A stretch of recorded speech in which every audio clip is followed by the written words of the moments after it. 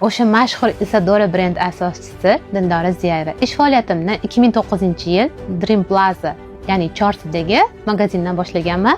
U paytda bizada Beautiful Cosmetics brendi bo'lgan. 2021-yil Tinchlik metrosi atrofida, ya'ni katta magazin ochdik.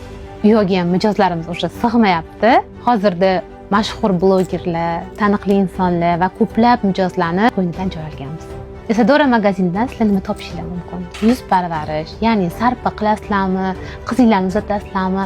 Baribir Isadora magaziniga kelishingiz shart, chunki bu yerda hech kimda bo'lmagan tovarlar sizlarni ko'zinglarni quvnatadi va sarpabop hamma narsa topsangiz bo'ladi. Hattoki gel dush deysizlarmi, yuvinish vositalaridan tortib hudlargacha bemalol biz chiroyli qilib sizlarga chiroyli narsalar qilib beramiz.